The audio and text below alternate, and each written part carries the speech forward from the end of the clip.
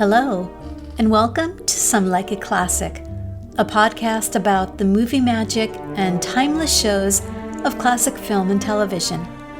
I'm your host, Tammy Govea, and together we'll revel in old Hollywood nostalgia and delve into the searing reflections of the men and women who shape the cultural landscape through the lens of entertainment.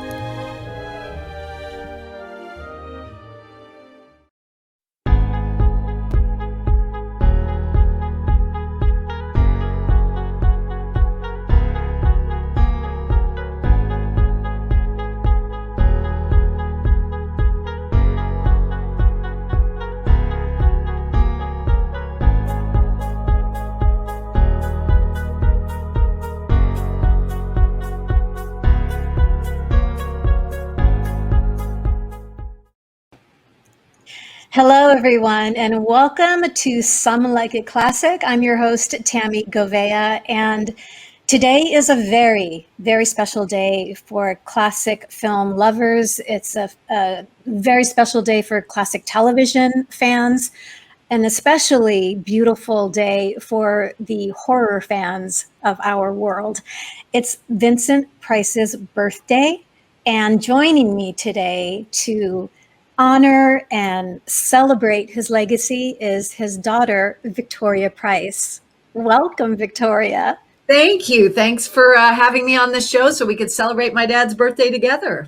Your father, your family has influenced and touched millions of people. And it's staggering to be able to say to this day, your father's legacy continues to touch people. How do you feel about that?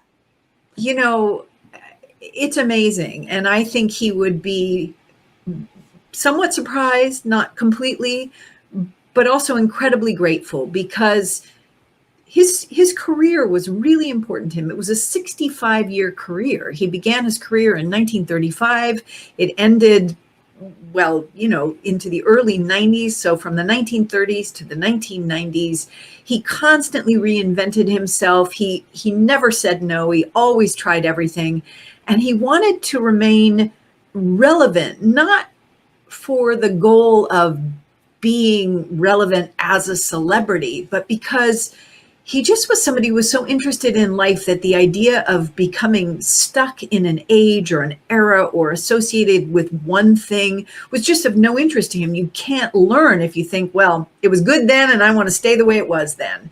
And so the fact that all of the ways in which he lived his life and the ways in which his career panned out, the fact that they're still so relevant now, I think he would be shocked a little, but incredibly grateful to feel like he still gets to touch people and connect with people. Absolutely. And one of the things when I was so blessed when you said yes to this opportunity, there are so many wonderful books out there on your father, but clearly your biography, Vincent Price, A Daughter's Biography on your father, is how do I describe the experience of reading this book? I'm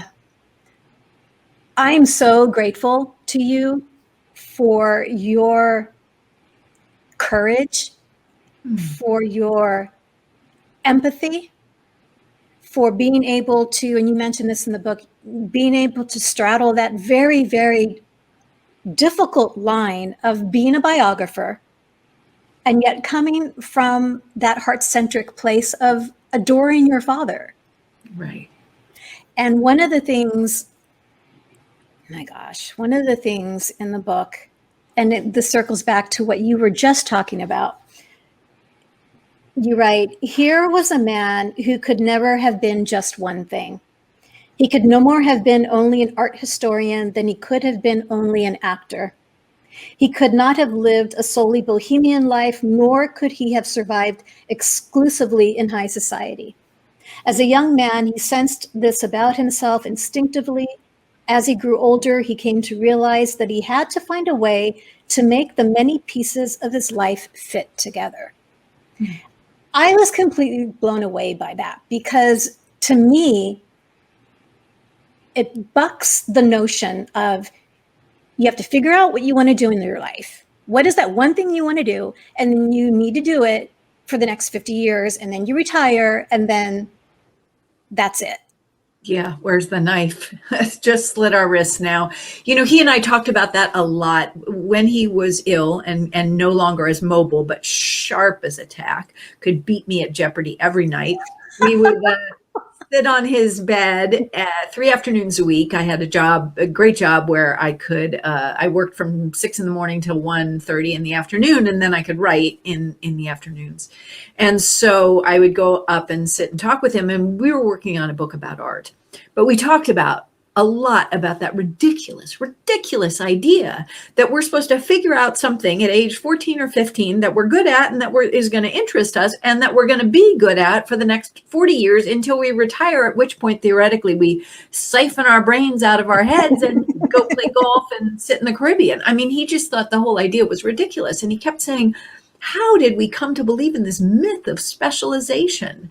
Because it fits a capitalist economy. He didn't say that, that's me. But the fact of the matter is that because he didn't live that way, because my mother didn't live that way, because my brother doesn't live that way, I grew up watching these people who really were true to themselves in one way or another. And were they perfect? No. Of course not. But in the sense of honoring all the things they were, and, I'm a public speaker, and usually, when somebody introduces a public speaker, they get the biographical information and they read it. And by the time they get to the end of the list of the things I do, I really sound like I'm some sort of nut bucket, like I can't make up my mind. But the fact of the matter is, why should I have to? Why should I have had to? And that's what my dad taught me. And so here you have a man who, is a classically trained actor, who spoke Shakespeare beautifully, who, was on a TV show with a puppet, with a rock musician, he did all these things, that were all over the map. And he found such joy in doing that.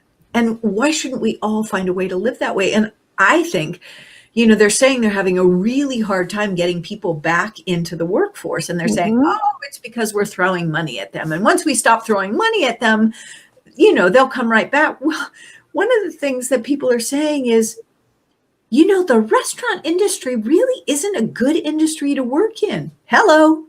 You get a little perspective. Oh, corporate America, not so good. So it's up to now all of us, the whole system, to go through that process of reinvention that most of us, if we're creative people, have to do over and over again. This is something we do. And along with that are all the insecurities that come with it. Sure. Of course. Where's the next job going to be? Or, does anybody really care about, the content that we're creating? And does anybody really care about the stories that I have to tell? But that risk taking is part of the creative joy.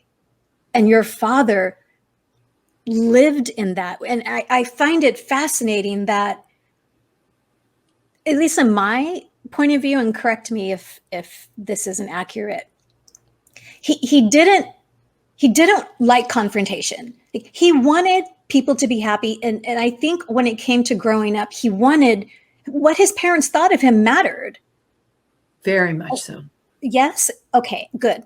And so when he had these passions, we start with the visual arts, and him realizing, I don't see myself going into the family business. I'm going to go to Yale. I will do that. But I'm going to explore. And to his, Vincent Sr. and Marguerite, thank goodness for their support. They just kind of said, go. And I think one of the things he felt great guilt about was that this was all by dint of him being the youngest. Had he been the oldest, he could have been incredibly creative, and they never would have allowed that. But he was the youngest by so far. And his older brother was a brilliant jazz pianist, apparently, but he had to go to Yale, get into the family business.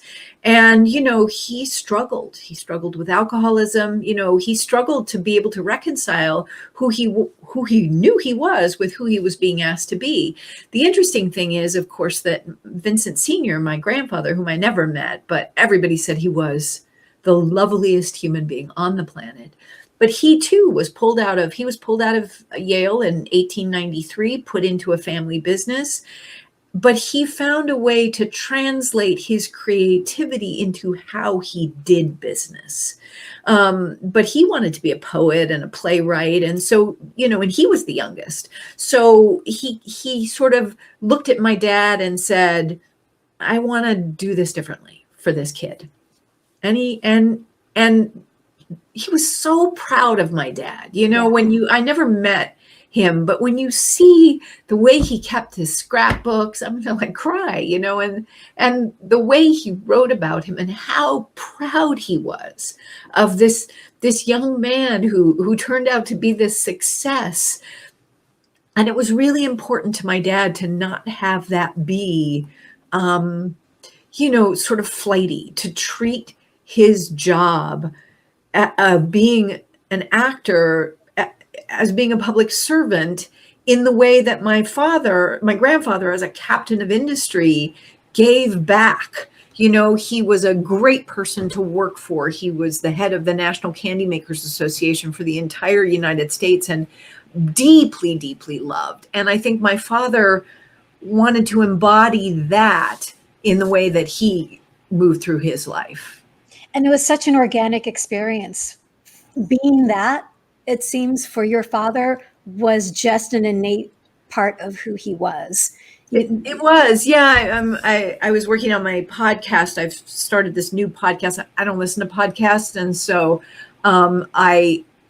but I've written a blog for years called Daily Practice of Joy, and I wanted to do something different because I'm finishing up a piece of fiction now, and I didn't want to have another writing deadline. Of course, you kind of write a podcast too, so it was just an illusion. But I wanted to do something about how to come back out into the world because I'm a mix of my parents. I'm an, extroverted introvert. I'm somebody who has front of house skills with, back of house comfort zone and mentality. I'm a weird combo plate. And I wanted to figure out how to come out into the world with a little more integrity around that and a little more honesty about who I really am. Because I think that's what this time is calling on us all to have, is more honesty. And so I in my podcast this week, I talked about how, why is a almost 60-year-old woman talking about her father? Like at some level, it's like, seriously, I mean, he's been gone. He's your dad. You're old. Stop talking about this.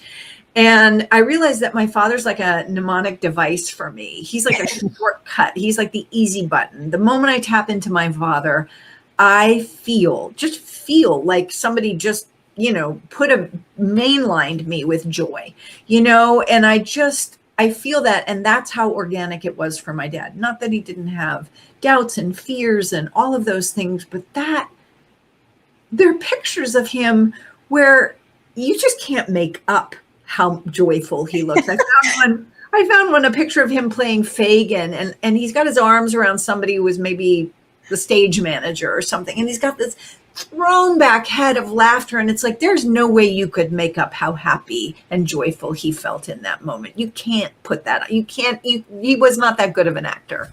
There's a picture of him, I think it was at a Dodgers game, and he's passing out hot dogs. Yeah. And I think your mother's in the photo. My mom is. Yep, and my godparents. Yes, and the joy on his face, it just comes through the photo. Oh, and yeah. It washes over you. He was a huge Dodgers fan, and it was fun. I got to go to a number of games with him, but it was really, he began going to games. He was a St. Louis Browns fan when there used to be two teams in St. Louis. And they were always the underdogs. And he then became a Dodgers fan. And he began going to baseball games when you went in, nice clothes and you dressed up to go to the game and you wrote down the box score.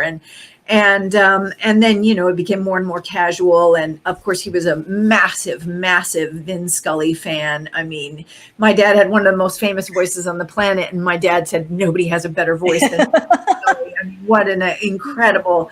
He just thought Vin Scully was a genius, and he was right. But as games change, I remember going to a game, and we got there, and I love sports, and so I'd been to a game, and but it was the first time he had been to a game where they were doing the wave, when that first came out. And he said, I've seen this on TV. I'm so excited, to be, and he was in his 70s, to be that excited to get to do something he'd seen on TV, not like, well, in my day, we didn't do this kind of thing, or we dressed up, or he was like, woo, we're doing the wave. He said, look at it going all the way around the stadium, and he found so much joy. And at a time when I really needed to remember what life was about, it was 10 years ago at the Vincentennial, his 100th birthday.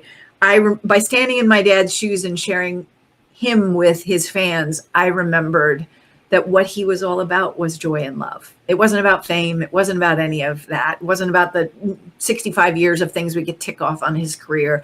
And the reason people remember him is that he evokes that in them. Because let's be real, there were better actors. There were people who were way more famous. There were people who were at the top of Hollywood at all different times of his career. And yet my dad, every day I look at his Facebook page, I started it with 0 people. He has like 320,000 followers, and he's dead. To be real, Is he really? Right. Is he really? No. One of the things, really not. One of the things that, and I don't know if, you tell me. Obviously, he loved acting. He loved the theater. He loved the entertainment industry. Yes. But boy, when you talk about the visual arts, when you talk about the influence of the visual arts, even in his performances as an actor, I mean, it seeped into every aspect of his life. And I wonder when he took that first trip to Europe, what was he, like 17 years old? Yes.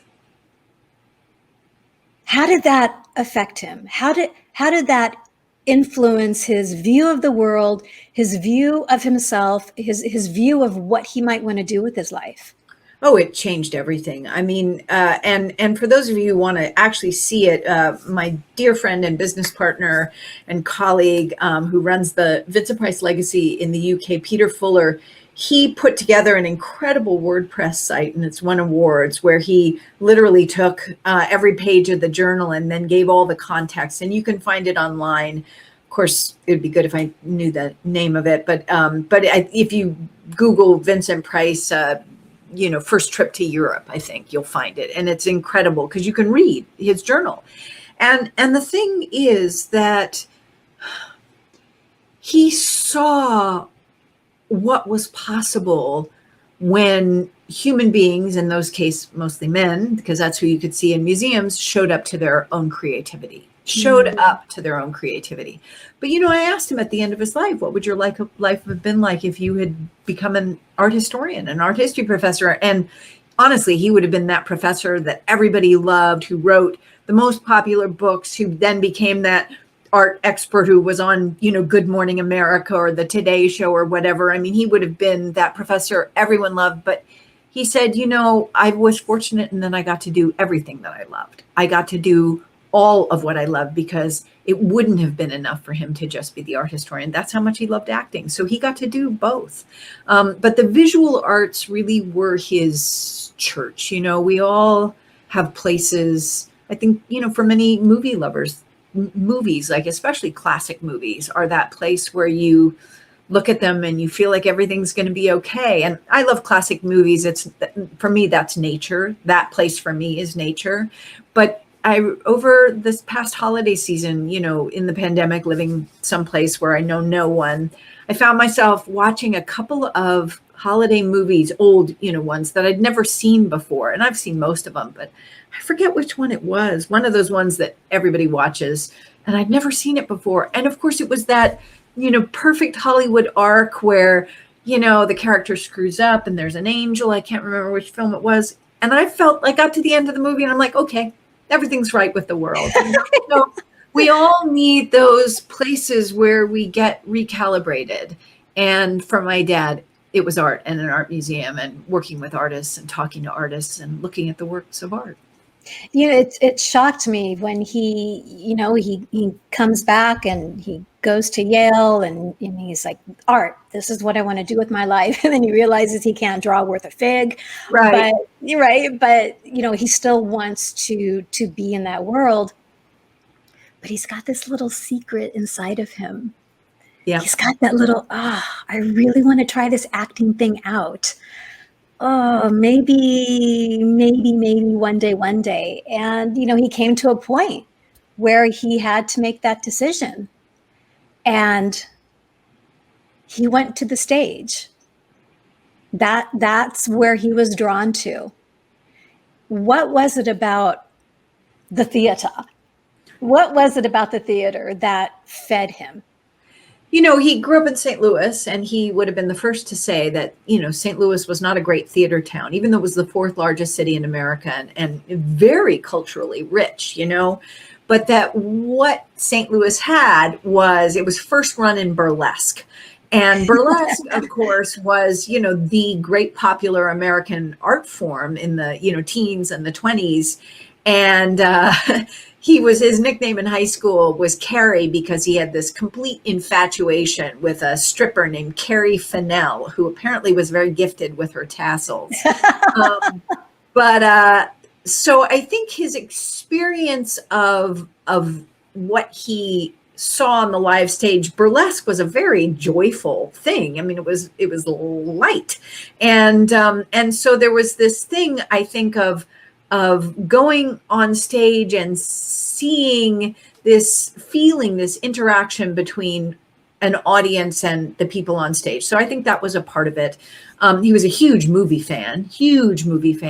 And then as soon as he was old enough to get to go to, the theater, which was 17 or 18 when he got to Yale. And of course, a lot of shows tried out in New Haven before they went to Broadway. So he got to see a lot of stuff. I think he felt, it's funny because public speaking is the thing that I think it's the number one fear in the world, like bigger than death. I mean, the saying is, right, most people would rather go to the funeral in the casket than deliver the eulogy because it's so scary, right? But for my dad, he felt that connection between an audience and the performers. And so when it reversed, he felt that same connection and he loved it. And so even later in life, when he lectured, he was the second most popular public speaker after Eleanor Roosevelt. Same thing. He could get up in front of a room and he felt that connection. And honestly, I think it's one of the reasons I've always loved public speaking, not because I feel like I have, anything incredibly brilliant to say, but because I watched my dad, I could feel that connection between him and an audience. And I thought, well, that's what happens when you walk into a room and everyone wants to connect with you. And so I didn't look at an audience as being people who were judging me. I looked at an audience as people who came to create a bond of joy and love and connection. And that's what my dad felt in the theater. And he always loved it. I think one of the really important turning points of his career, the beginning of his movie career was a real mixed bag because he was so handsome and he was a matinee idol on Broadway and they wanted him to be a leading man and he looked it, but he hated it. He wanted to be a character actor. He hated these fluffy rom-com type roles, And so he was, I guess, 30, and he was cast in a play called Angel Street, which became the longest running melodrama on Broadway, later became Gaslight with Ingrid Bergman and Charles Boyer. And he played Bellingham and it's the term, he gaslighted his wife, but he felt the audience hate him. And he loved that, you know, he loved that. And he always felt that villains and flawed characters were the most interesting characters to play because, you know, there's story there. So I think theater was always the place where he went and recalibrated himself, even at the end of his life. Best thing he did, I think, by far ever in his life was his one-man show about Oscar Wilde. I mean, he was so good. And again, at a time where the horror films were changing in quality and in content, he went back to the stage and played Oscar Wilde at the end of his life in a one-man show for 4 years and reminded himself of what he could do and what he loved. You know, to your point about the rom-coms, you know, he was on Broadway. He was doing well, obviously, and Hollywood began wooing him. Right. And he was like, Helen Hayes, you know, what should I do? And she's like, you need to stay in the theater. You need to hone your skills. And he listened to her. And so he kept Hollywood at arm's length. But eventually, you know, he followed the siren, and Universal signed with Universal Studios. And his first film, Service Deluxe, was a romantic comedy. Totally. Yep. And I never heard him say a good word about it. You know, it's funny because, I mean, the way he talked about it like it was the most embarrassing thing. And the funny thing was, you know, he was in a movie also in the 30s called Green Hell, which, you know, for a long time made the list of the top 10 worst movies ever made. Now there are many more, but he was proud of how bad Green Hell was in. He used to say, oh my God, how many actors can say they were in one of the top 10 worst movies ever made? He remembered lines from that movie because they were so terrible. So it was a very different thing. You know, he played a part on Broadway of a real person, a flawed and challenging person written by a really gifted writer. And then he plays this sort of fluffy romantic comedy. And the way he spoke about it, you would have thought it was the worst movie ever made. And it's not. It's just kind of typical fluff 1930s fare. It's not bad. You know, it's not a bad movie, but I mean, when I finally saw it, I was shocked. I mean, there are other movies. I went to a screening of a film he did in South Africa, which he probably just said yes to get to go to South Africa. And they did it when BFI does, in the British Film Institute does their screenings, they will only screen something they have a print of. So, and they must own the print. So the screening they did was The Jackals, which was done in 1970 in South Africa. And I sat through that movie, like, I kept looking at my friends who I was there with. I was like, oh my God, why are they showing this? Is horrible. I mean, it was like horrendous. And I was like, why are they showing this? I mean, this is the British Film Institute. They could have picked something that was better. I mean, Service Deluxe was like Academy Award fare compared to The Jackals. He made some bad movies. So, you know, his view of playing this fluffy person just colored his whole view of the movie. Did he like comedies? Did he like doing comedies? Loved comedies. He was his funny man. You know, my stepmother, who was Coral Brown, the actress, who was, you know, for classic film fans, she played Vera Charles in Auntie Mame. Let's see, she was in The Ruling Class with Peter O'Toole. What else? The Killing of Sister George. Dream Child, the Dennis Potter film. So she was a incredible actress, and funny. She was reputed to be one of the wittiest women alive. And sitting at a dinner with my dad and Coral, it was like being in a Noel Coward play. I mean, I just would sit there and would go back and forth. My mother was equally funny, but very dry. Like she would just fling it in underneath to where you would be like, did I hear that right? So, you know, he was hilarious and loved doing comedy. Champagne for Caesar, loved doing that. His Kind of Woman, another one where he got to just play complete camp over the top. And of course, you know, half the horror films were completely tongue-in-cheek. So 1940, Return of the Invisible Man. Yes. Now I remember seeing, you know, The Invisible Man with Claude Rains and then discovering The Return of the Invisible Man. And I was, what? it always gets the hair on the back of my neck standing up when they do like a sequel to a film that really doesn't need to be Right. touched. Right. And so I was very like, okay, what is this about?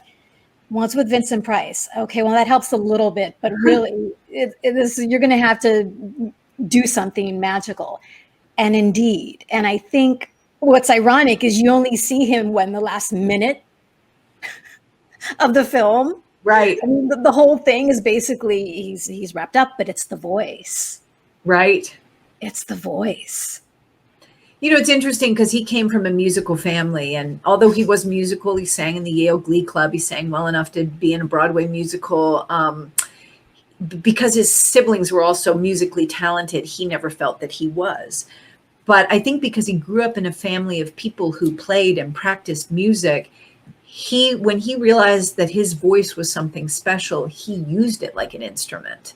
And he trained it, he used it, he did all kinds of different things with it. And so a movie like that gave him such a great opportunity to use his voice.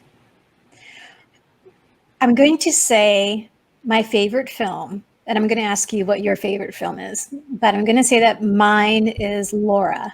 Mine is too. It is. Yes.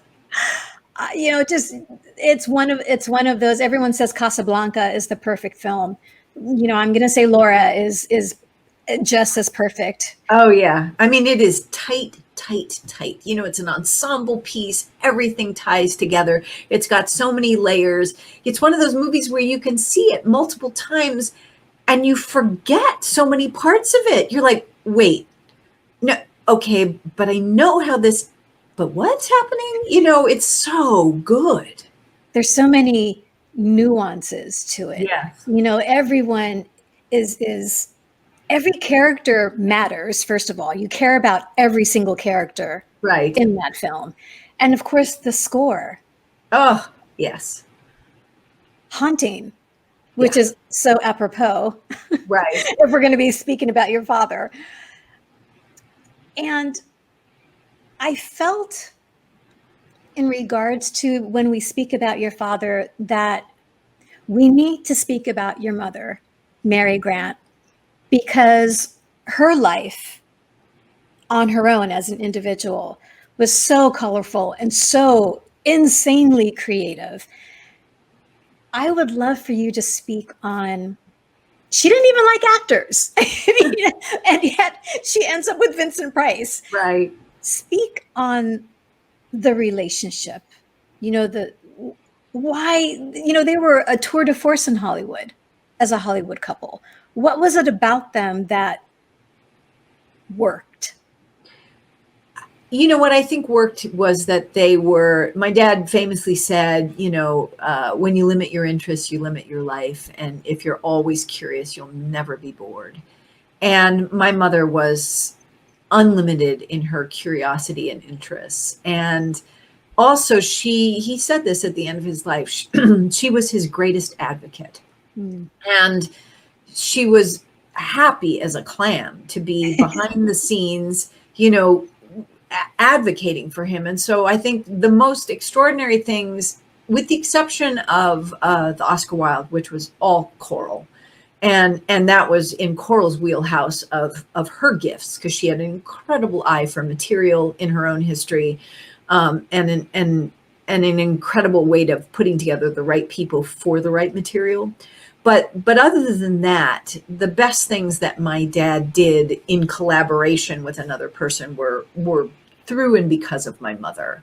And she was a team player. She loved being on a team, and she loved being on his team. And so she really, she was enamored with him. She knew how fortunate she was, but also I think she had enough confidence through a lot of the relationship, not all of it, to be able to let him be him.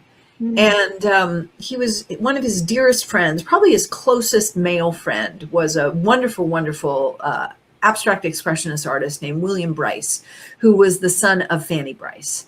And Billy and my dad were great, great friends. And after my dad died, when I talked to Billy about my dad, he said, your dad was a kite, and he needed somebody, holding that tether. But if they held too tight, it didn't work.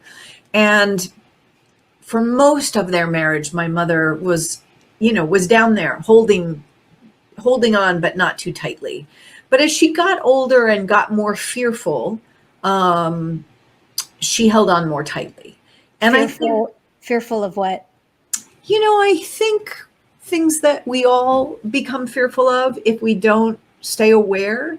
Getting older, if you see getting older through the lens of what you thought life was supposed to be like when you were in your 30s, then it is going to look scary.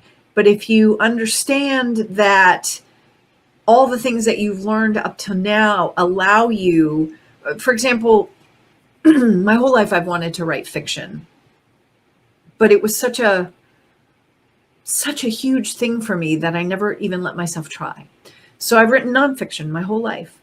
And when my life fell apart, when I was in my late 40s and early 50s, and I had to move into a different career, and it was a very creative career, and it was something that people admired, but it wasn't something I wanted to do. It was design, which I learned from my mother, but I had no interest in doing it. I just happened to be good at it, and I enjoyed it. But I had no ego around it. And a lot of people have a lot of ego around design. And I remember thinking, oh my God, this is the gift of doing this, that I get to do something creative that I have no ego around. Now, if I could take that same thing, that joy and the ability to do this thing completely without ego, understanding that it's coming through me, it's not me, it's just coming through me, and put that into writing the kinds of things I want to write. And so, first I began with a different kind of nonfiction book, and I had the good fortune to be able to write a number of those. And now, just finishing up this fiction book. It's the gift of understanding that the older we get, the more we want to hold on, and really the more we need to let go. We have Why to. is that? I guess to your point, it's fear-based. Because when we're younger, we think we're invincible. Yeah. And when we're older, we have these ideas of how things should look, or we're afraid that this isn't going to happen, or we're afraid based on the stories we've told ourselves. And so at the end of the day, my mother felt that it was really a gift that she was no longer married to my dad, because she knew she couldn't have given him what he wanted at the end of his life. But also it forced her to do the hard work on herself. And we all have to do it at some point.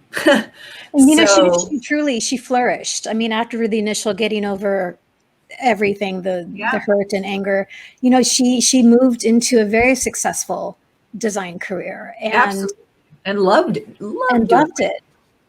Yep. And loved it. She and my dad remained great friends, and they enjoyed each other's company, and they, and the friendship of what they had remained.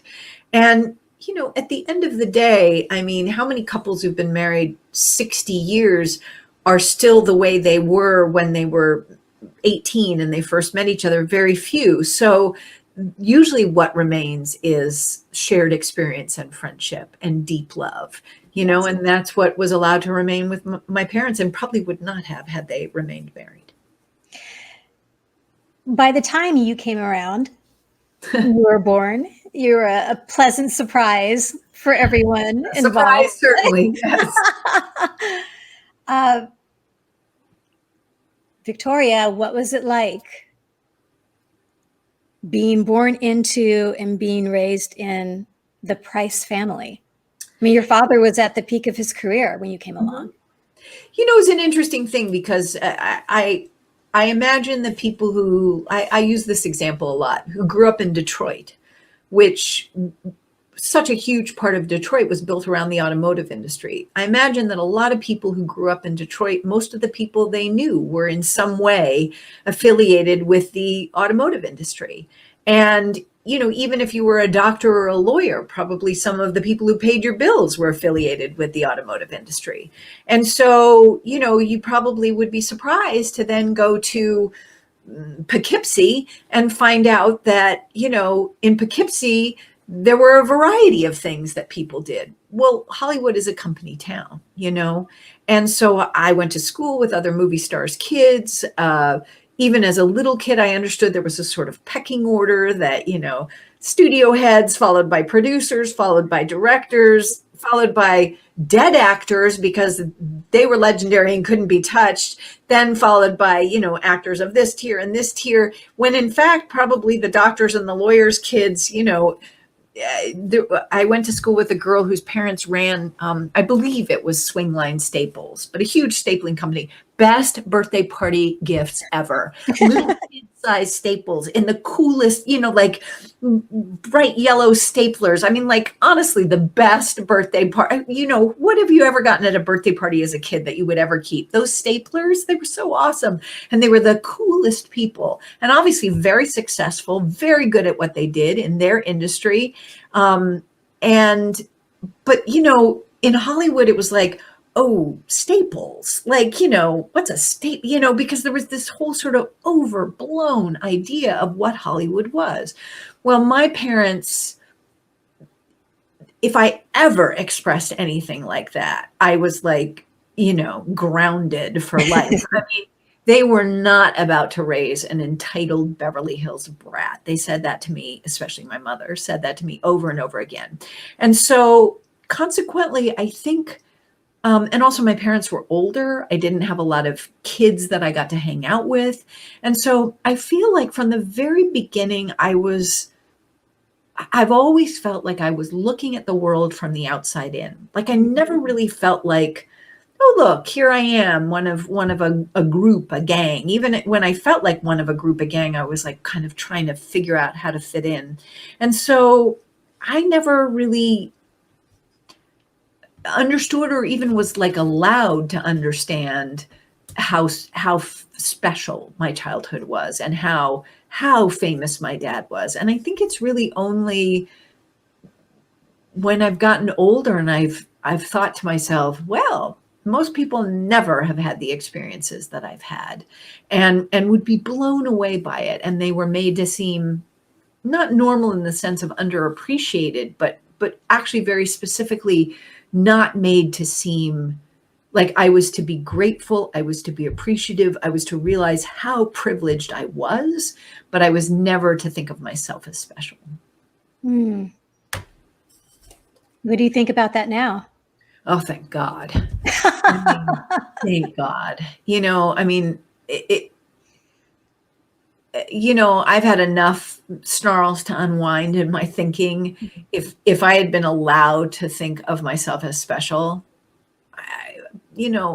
my brother kept a file for many, many years of kids of celebrities or kids who were celebrities who didn't make it, who in one way or another, their lives ended early. And it's a thick file because it's very challenging to make sense of an unreal world. I mean, the world is already unreal enough to all kids anyway. But you come out of that world into life. And if you're not given the tools to deal with it, it's hard. And I always felt like you could drop me from an airplane anyway and any place, and I'd figure out how to stand on my own 2 feet. And in a way I have, but also my mother was an extremely spiritual person. And I was given a deep spiritual grounding from the time I was young. And so the times that have been the worst in my life have been the times when I've forgotten that. So on top of not being brought up to feel special or privileged, I was also brought up to have a deep spiritual practice. And that's morphed and changed. But that consistency of practice and knowing that that's the only thing that really gets us through at the end of the day, whatever our practices are, whether it's yoga for somebody or, I talked to somebody, they were in a workshop I taught, and she said throughout the pandemic, she made sure every night she watched the sunset, every single night. What a beautiful thing to do. What a beautiful practice, especially because most of us can't just look out the window and see the sunset. Like she had to go find a place where she could see it and be in that moment connected to nature and something bigger than her, whatever our practice is, showing up to that every day. And thank God I had two parents who in very different ways had deep spiritual practices.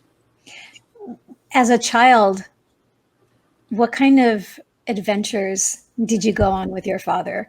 Because to your point of his joy, I mean, he just must have showered you with his persona of that. Yeah, everything was an adventure with my dad. I mean, that's the fact of the matter. Everything was an adventure. We had a beach house, and it took about hour and 15 minutes to drive there. And we would drive there in our Clark Cortez, which was this early motorhome. And every time we stopped there, we stopped at his favorite shell shop. And to this day, I can remember the smell of that shell shop because all the shells were on cork, in cork shelves, and cork has a very distinctive smell. And so, and there was sort of the smell of the ocean and cork with all these beautiful shells. And there would be my dad, looking at these, and then he would say, where was that one found? And, and so everything had that layer of adventure. And then we'd go to the beach and we'd get up to watch the grunion run, or we'd find moonstone, and, moonstone look a particular way and you can mistake another milky white stone for it. So he'd show me how you hold it up to the light and make sure it's a moonstone. We'd find skipping rocks and we'd see how many we could skip, or we pick up pieces of driftwood. And I remember I had a piece of driftwood I loved that to me looked like a goat. So everything was an adventure. And in that motorhome, my dad was appointed by President Eisenhower, and he remained through Kennedy and Johnson and then Nixon as on the Indian Arts and Crafts Board, which is part of the Department of the Interior. And so he chaired it for the last 5 years. And we visited Native American reservations all over the country, often in this motorhome. And so we'd be way up in, the Dakotas or something. And I remember he would say, because, I grew up in Hollywood, and he'd see something that we didn't have, and he'd be like, A&W root beer. Oh my God, we have to go.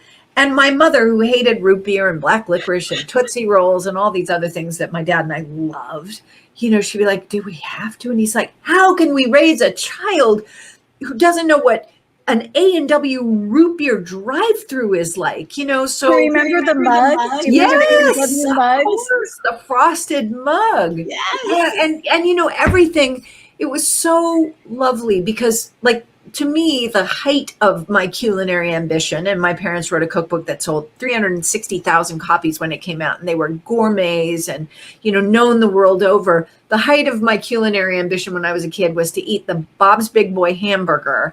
And then they made a milkshake that came in something that looked roughly like this, except all the same, thickness. It was this big.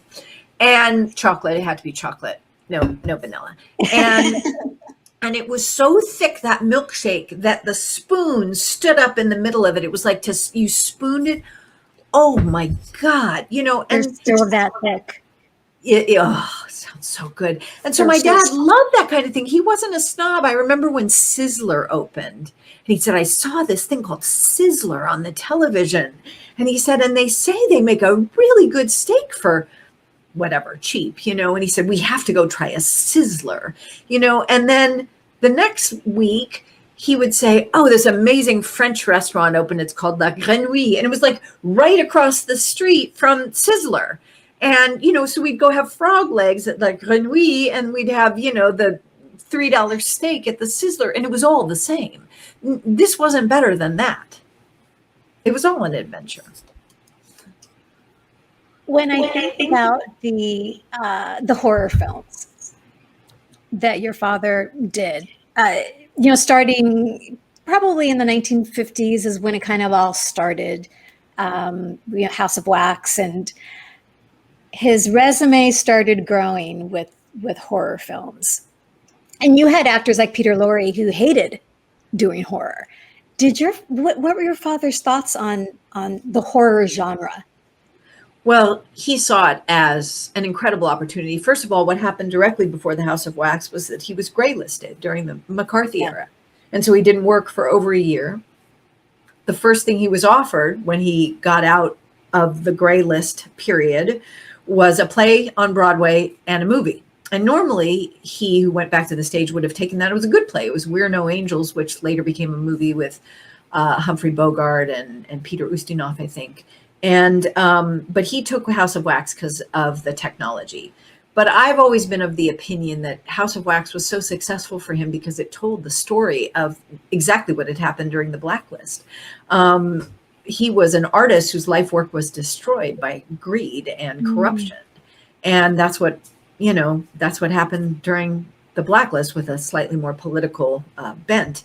And so he was able to really put his heart and soul into it, but he also was able to be sort of that essential Vincent Price character, which is, I don't like violence. I won't watch violent things, but I've tested audiences to see this is true. And it's not just because he's my dad.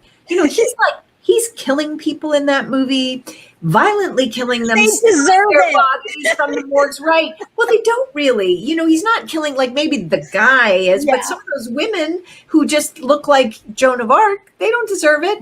Yeah. But he's killing them and dipping them in wax, and we're all rooting for Vincent Price, right?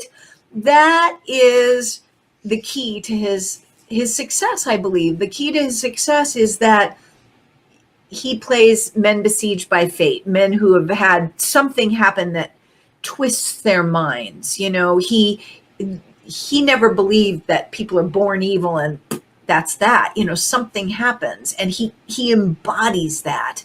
And I think it gave him an opportunity to be a character actor in a very consistent way. Also, by the mid-50s, many of his peers, who were these classically trained, beautifully spoken actors, they're not working, and people like Marlon Brando and Jimmy Dean are mumbling their way through the movies. Not saying they're bad actors, they're incredible actors, but they're not these sort of classically trained, very sort of Anglophile, or that mid-Atlantic thing.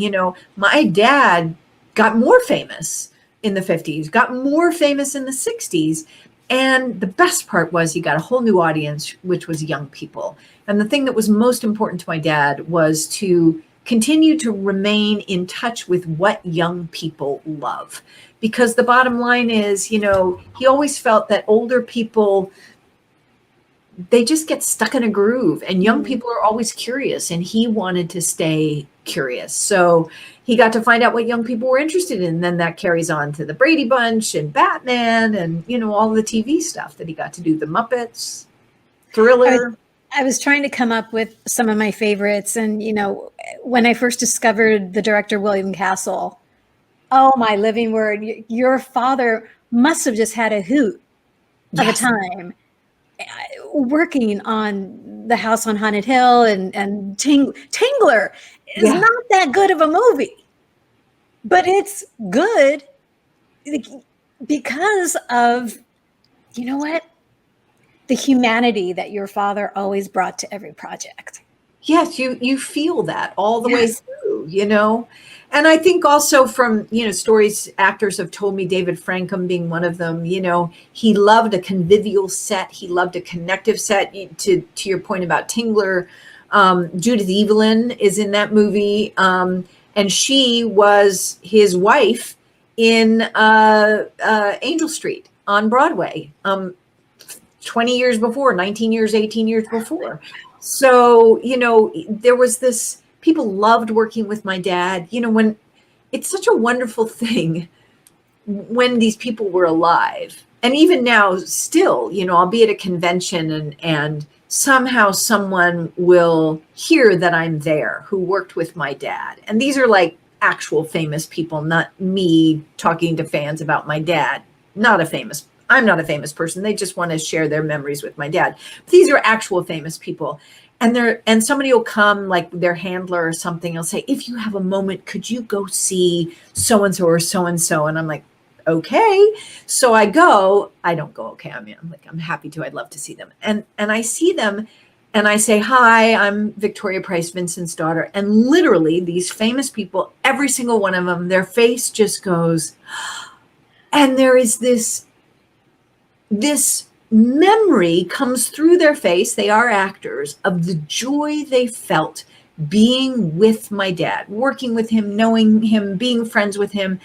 And they'll stand there. I remember I was at a convention with Robert Wagner, and we were on the same floor.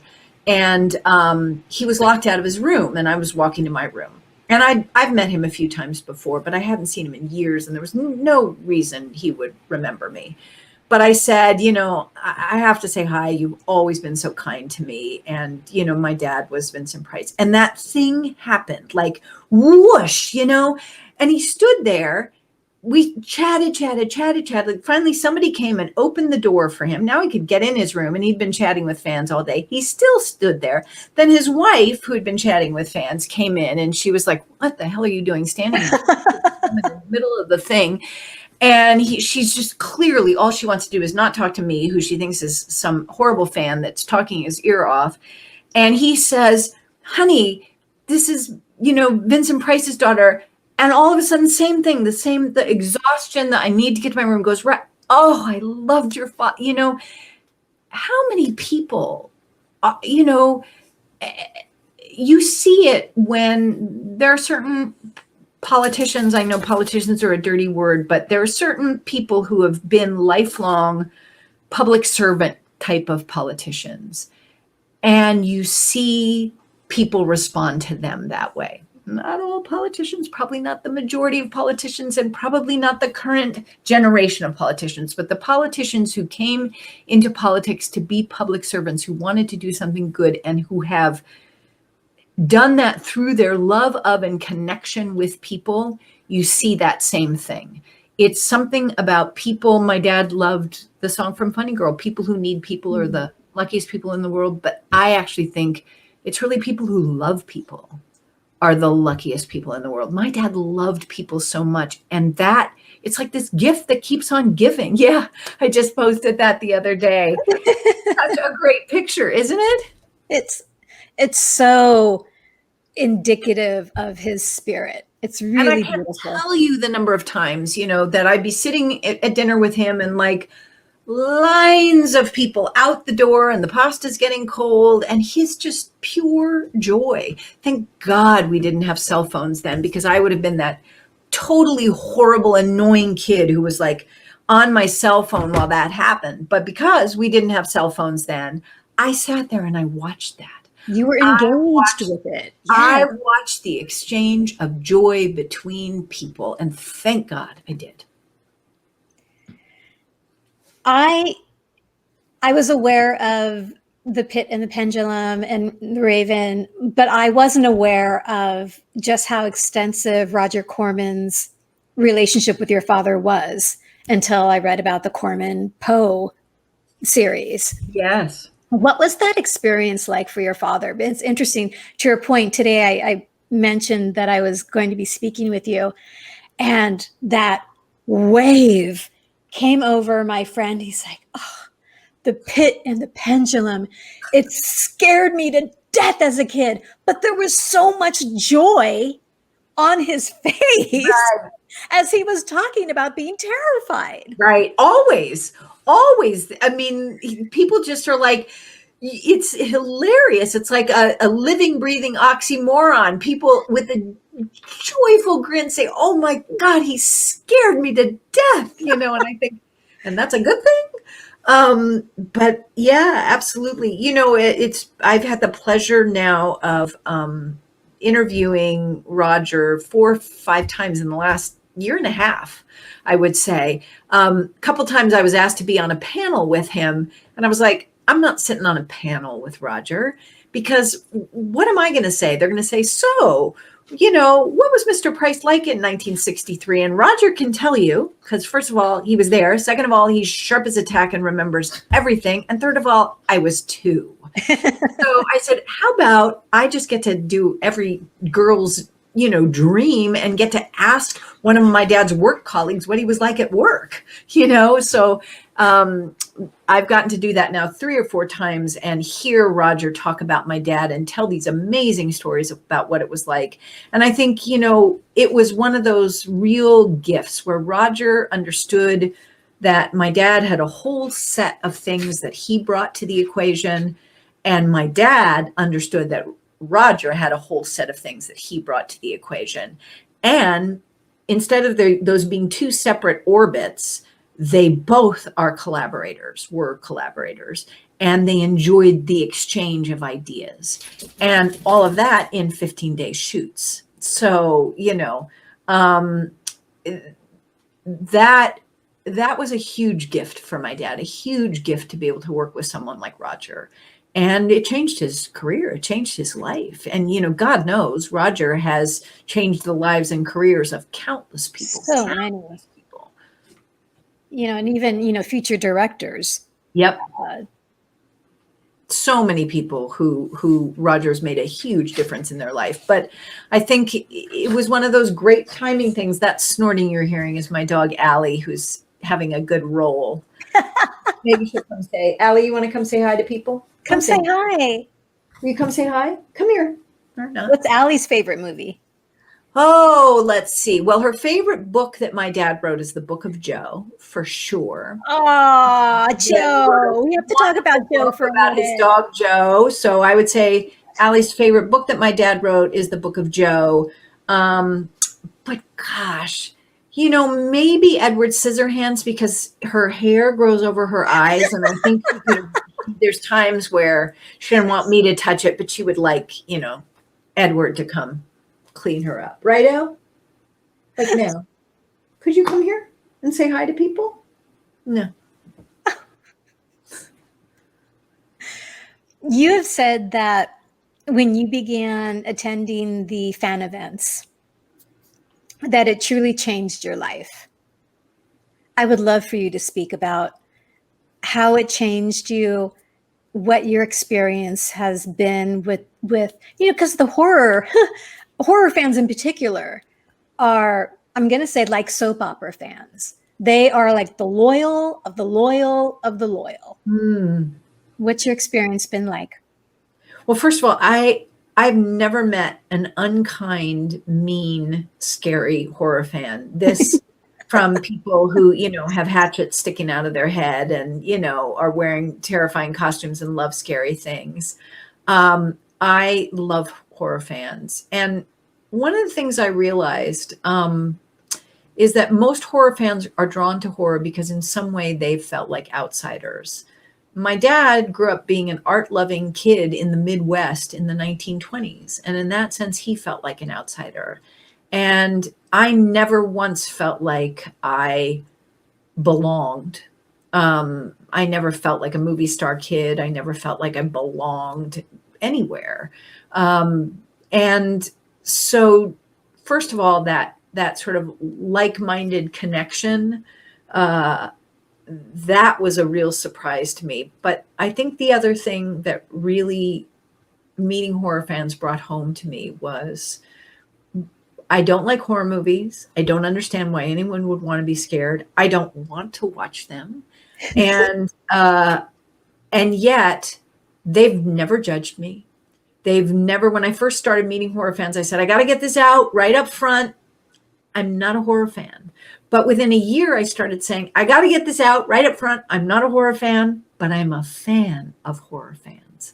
Because right away, first of all, I realized that what we had in common was that we both loved the same people. Person, my dad. And so, but a funnier thing has happened, which is that I lead tours all over the world with my Peter, the one I've talked about, who leads the Vincent Price Legacy UK. Peter and I have a lot in common, but we were trying to find a gas station in Luxembourg before catching the plane. And we were just chatting while we were looking for this gas station. And he said to fill up, the tank to return it, the rental car. And he said to me, I modeled my signature after your dad when I was a teenager. And I said to him, as though it was the most normal thing in the world, me too. Before it occurred to me, like, of course I did. All kids model their signatures after their parents. But what I realized, right, actually, my L's are the same as my mother's. Yeah, we all, we look at our parents. Well, my mother's was like scribbles, but my dad, who had the most beautiful penmanship, yeah.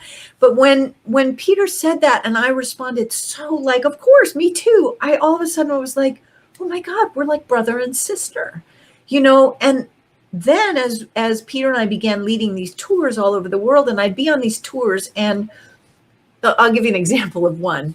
So this was an American Werewolf in London tour, but we were not in London. We were at all the locations in Wales.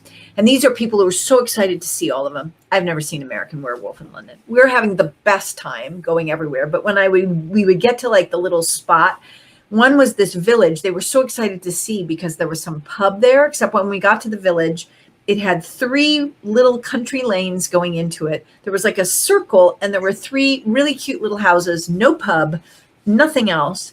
And they got out of the car like they had literally found the Holy Grail and ran over to this house. And I'm like, this is it? And they're like, yes, this is they were so excited.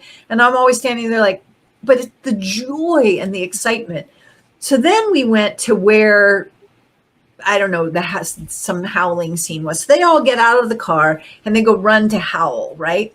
In the meantime, I'm like, how long do we have? And they said, oh, we'll be here like 45 minutes. Fantastic. I go hiking way up. And when I'm hiking, I see these beautiful wild ponies who come up and nuzzle me. And I'm looking at this epic view of Brecon Beacons, which is this incredibly beautiful national park in sort of on the border between England and Wales. And we come back down, and they all have howled, and they've had the best time. And I've seen the ponies, and we're comparing all of it. So literally, I have nothing in common. And I look around this van of people, and I think, I love every single person in this van. And some of the people in this van and on the vans on these trips have become some of my dearest friends. And I feel so close to them. And I'm thinking, why? I don't know what movies they like. I don't know why they want to howl. Why don't they want to see the wild ponies and hike? It's because what they loved about my dad mirrors something in them. A creativity, going back to the beginning of our conversation, they see themselves as multifarious with many interests, people who do not view the world through a single lens, but a wonderful prism of lenses, creative, fascinating, interesting people. And that's exactly how I see myself, because I was looking at the same person. They were looking at him on a screen. I was looking at him in real life, but we saw the same person and got permission to be who we were. So now, of course, it's a running joke. They'll, try to get me to watch something or tell me about the most grotesque thing, or we'll go on a trip, and in the same 3-hour space, we'll go see the torture chamber where something happened. And then I'll say, okay, now we're going to Teresa of Avila's mystical chamber. And then we go do the whole mystical experience, and they show up for my weird mystical spiritual experience, just like I show up for their torture chamber. And then we go have an amazing lunch and laugh. And there is so much joy and connection and humor. And it's completely changed my life, because my epiphany that happened before the Vincentennial was, I've been trying so hard to do everything right. It looked just right on paper. I'd done all the things that I thought we were supposed to do, and it wasn't working. And by allowing myself to be the weirdo I've always been, surrounding myself by other weirdos, I all of a sudden have been given the permission to be the person that I wanted to be. I'm not entirely sure my parents would know what to make of me, but sometimes when I walk around like my mother, there's so many things about who I am now that would just profoundly disturb my mother.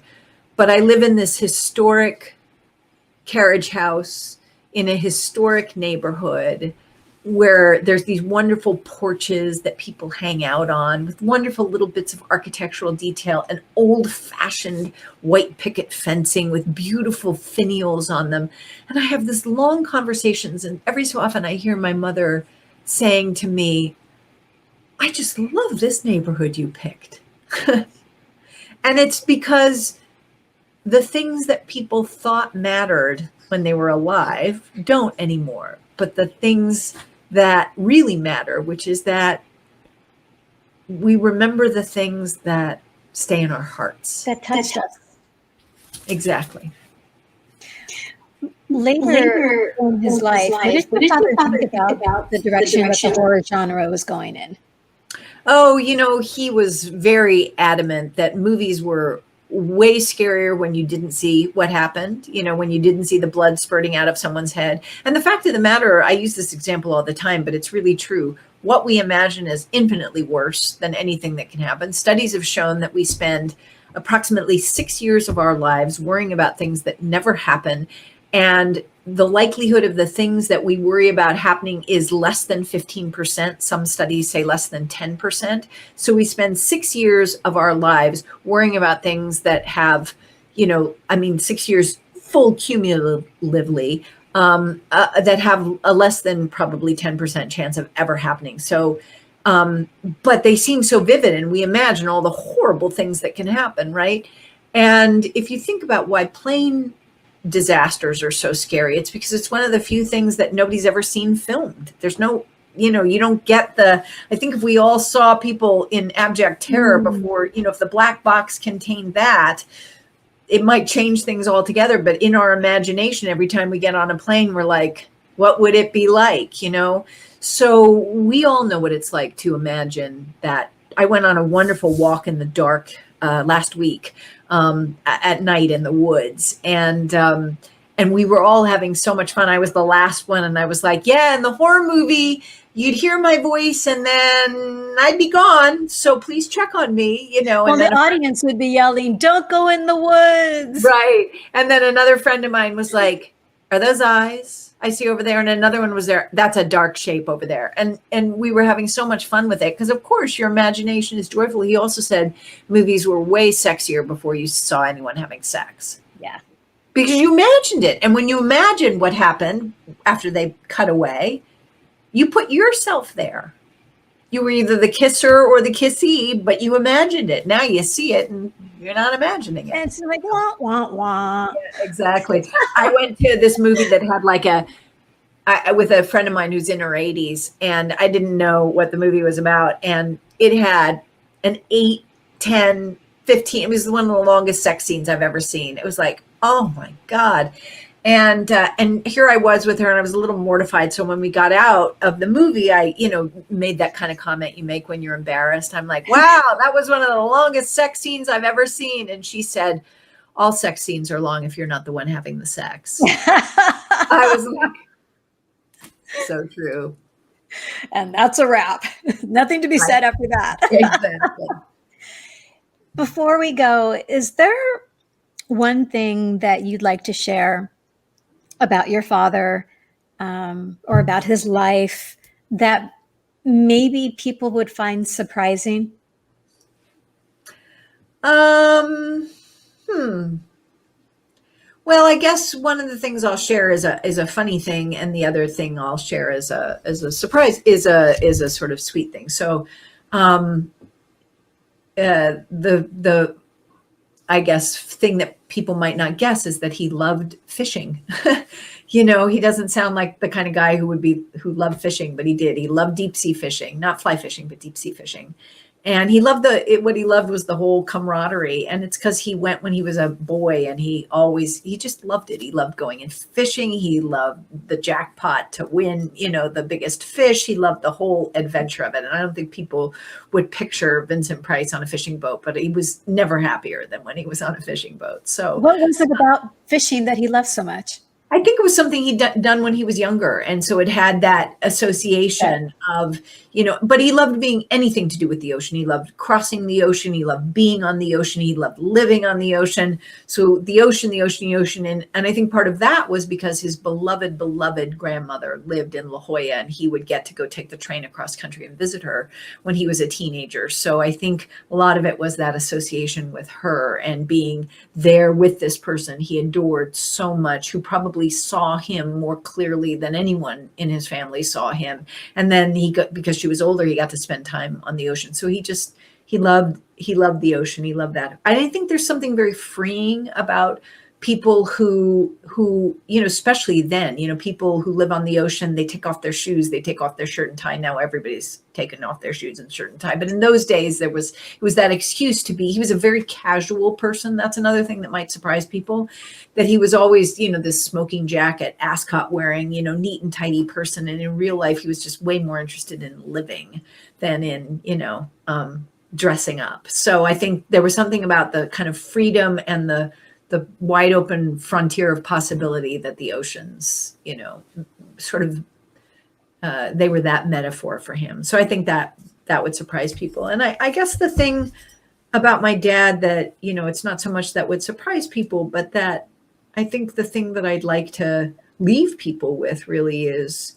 I said that it might surprise my dad to know how loved he is. And I think it would, because he had a very, he didn't have a high esteem of his body of work, not in the sense of having a low esteem, but he wasn't under any illusions that he had been, Richard Burton, one of the, somebody who people, Alec Guinness, John Gielgud, one of the great, actors of his time.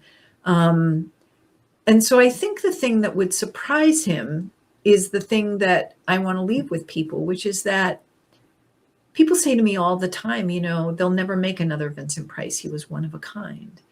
And he was one of a kind because he had the privilege and the gift and the honor of being allowed to, and making sure he did, live the life that he was meant to live.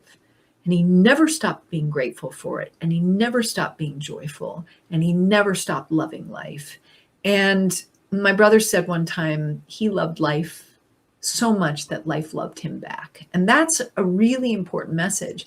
But the other thing is that right now, I think sometimes we think that things like joy and gratitude are optional, or we can, get back to them when things feel better.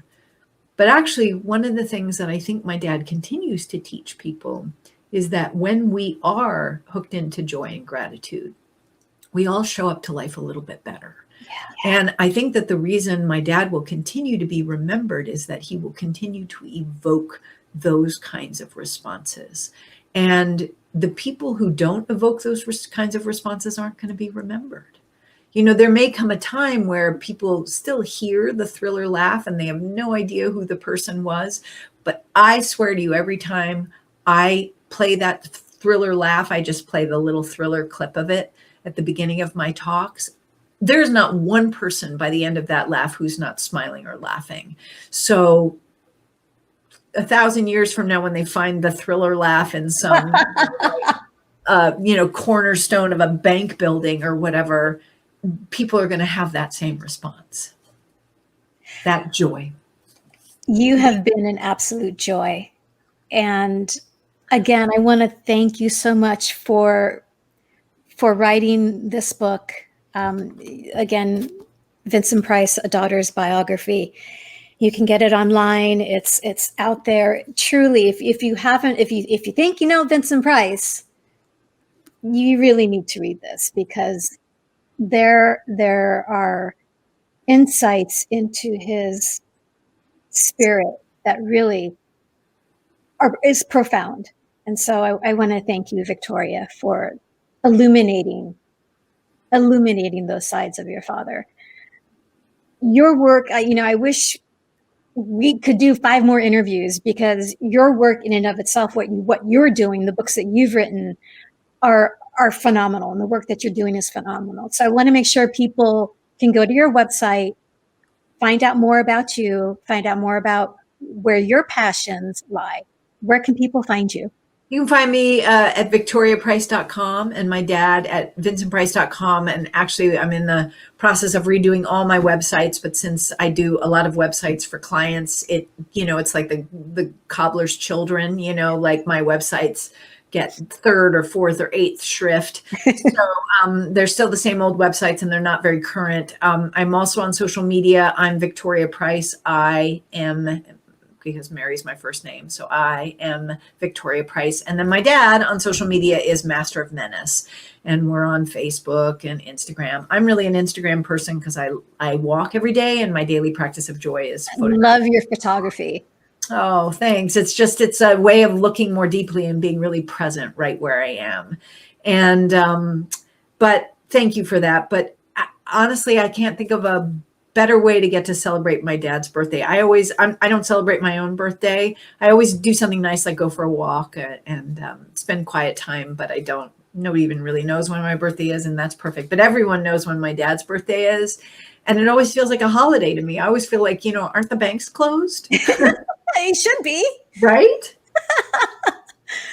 Everyone who's watching and engaged with this conversation, we podcast, we write, we're in the creative arts because we love stories, and we love to hear other people's stories and practice the art of conversation. So thank you for tuning in to Some Like It Classic. Your participation and support means the world to everyone. New episodes are out every week. You can find us on social media, Instagram, Twitter, and Facebook at Like It Classic. You can find me on Instagram at Tammy.Govea. So another episode will land next week. Until we meet again, happy trails to you.